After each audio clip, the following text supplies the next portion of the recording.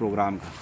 देखिए जी, आज district legal service authority की तरफ से भद्रवाह के इस कम्युनिटी हॉल में 1 डे अवेयरनेस प्रोग्राम वुमेन जो राइट्स हैं उसके बारे में यहाँ पे रखा है। और आज इस कार्यक्रम के, इस कैंप और प्रोग्राम के जो चीफ गेस्ट हैं वो सब जज मैडम हैं, जबकि ऑर्गेनाइज किया है secretary district legal service authority में और overall supervision chairman district legal service authority के जो हमारे प्रिंसिपल डिस्ट्रिक्ट सेशन जज हैं वो इसके चेयरमैन हैं। उनकी डायरेक्शन पे यहाँ पे जो है ये प्रोग्राम ऑर्गेनाइज किया गया है, जिसमें आज भारी संख्या में सोशल वेलफेयर डिपार्टमेंट से भी महिलाएं वहाँ पार्टिसिपेट कर रही, आशा वर्कर्स हैं और साथ में आंगनवाड़ी विभाग जो CDPO का ऑफिस है वहाँ से भी यहाँ पे वुमेन्स आई हैं।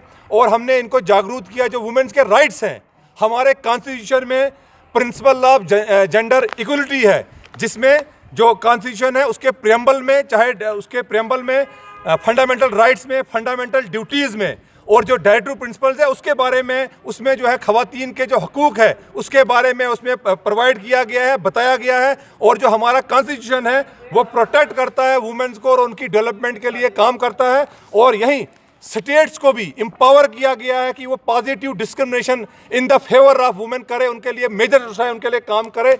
और जो इसी तरीके से आपको बताना चाहता हूं जो इंडियन पेनल कोड है और साथ में क्रिमिनल प्रोसीजर कोड हमारा है और एविडेंस एक्ट है वो भी एक्टिव है। जब वुमेन्स के प्रोटेक्शन की बात आती है और वुमेन के एम्पावरमेंट की बात आती है तो IPC, CRPC और एविडेंस एक्ट भी जो है एक्टिव होता है। और साथ में हमारी कंट्री में कई स्पेशल लॉज हैं वुमेन्स की प्रोटेक्शन के लिए, चाहे वो डोमेस्टिक वायलेंस एक्ट 2005 हो, डाउरी प्रोहिबिशन एक्ट हो, हिंदू मैरिज एक्ट हो, इसी तरीके से sexual harassment at work place act हो, Muslim dissolution of marriage act हो। इसी तरीके से मैं आपको बताना चाहता हूँ मेंटेनेंस को लेकर राइट है वुमेन्स का, जिसमें 125 CRPC है। अगर हस्बैंड या अपनी जो वाइफ है उसको इग्नोर करता है, उसको मेंटेनेंस प्रोवाइड नहीं करता है, चाहे वो मेडिसिन हो, कुकिंग फैसिलिटी हो, घर रहने के लिए हो या महीने का खर्चा हो, ये प्रोवाइड नहीं करता है तो वुमेन 125 CRPC के तहत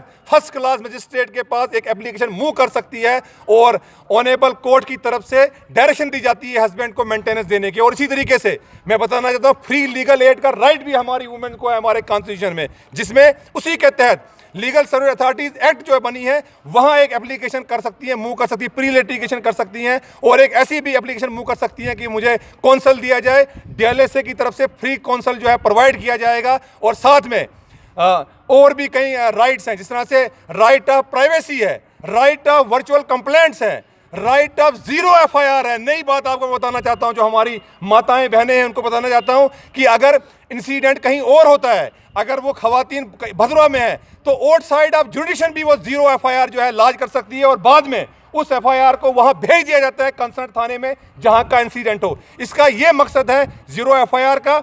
जैसे हम FIR इस तरह लॉन्च करते हैं तो उसका नंबर पड़ता है थाने में, जब एक वुमेन जीरो FIR लॉन्च करती है तो उसको थाने में 0 लिखा जाता है और उसी इलाके में इन्वेस्टिगेशन शुरू कर दी जाती है, ताकि जो ऑफेंडर है, जो कि क्रिमिनल है, एक्यूज है, वो भाग नहीं सके और उसके बाद उस FIR को उस थाने के लिए जुडिशन में भेजा जाता है। इसी तरीके से वर्चुअल कंप्लेंट्स है। वर्चुअल कंप्लेंट्स का मतलब मैं बताना चाहता हूं कि वुमेन को जरूरी नहीं है अगर उसके साथ क्राइम होता है वो खुद थाने जाए, वो व्हाट्सएप के थ्रू, ईमेल के थ्रू, फोन कर सकती है, जिसके बाद कंसर्न जो इंचार्ज है पुलिस स्टेशन का वो कांस्टेबल को वहां पे भेजेगा और घर में बैठे ही उसके जो है स्टेटमेंट रिकॉर्ड होंगे। इसी तरीके से अगर कोई स्टॉकिंग करता है, वुमेन का पीछा करता है, इंटरनेट के थ्रू पीछा करता है, उसको तंग करने की कोशिश करता है किसी कम्युनिकेशन के थ्रू, तो हमारी जो IPC है उसकी सेक्शन 354D है, जिसके तहत FIR वो लॉन्च कर सकती है, कंप्लेंट कर सकती है। इसी तरीके से हमारी इंडियन पेनल कोड की सेक्शन 419(8)A है, जिसके तहत डोमेस्टिक वायलेंस का मुकदमा जो है FIR वो लॉन्च करा सकती है, जिसको हस्बैंड तंग करें या रिलेटिव्स तंग करें, डौरी मांगे, दहेज मांगे, डिफरेंट तरह का उसको तंग करें। इसके तहत इसमें डोमेस्टिक जो ये 419(8)A सेक्शन है, इसके तहत जो हस्बैंड है या कोई रिलेटिव है जो डोमेस्टिक वायलेंस करता है उसको 3 साल तक की सजा है और फाइन भी है।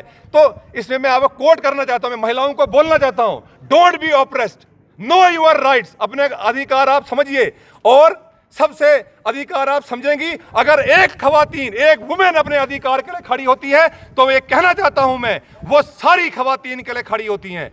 हिलरी क्लिंटन है, उन्होंने कहा human rights are women rights and women rights are women rights once and for all.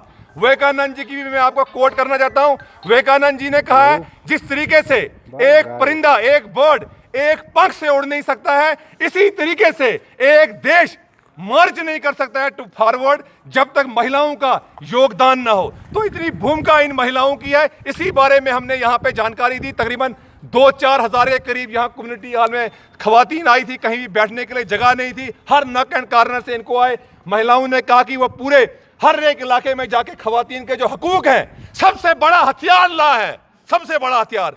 अगर हमें किसी हथियार की जरूरत नहीं है, जिसके जो कानून जानता है, ये सबसे बड़ा हथियार है। इससे हम बड़े से बड़े दुश्मन का सामना कर सकते हैं। तो यही मैं अपनी महिलाओं, माताओं, बहनों को कहना चाहता हूं कि अपने अधिकारों को जानिए, स्पेशल लॉ जो आपके लिए बनाए गए हैं इनको जानिए। इसी हथियार से हम दुश्मन का सामना कर सकते हैं। शुक्रिया। Thank you.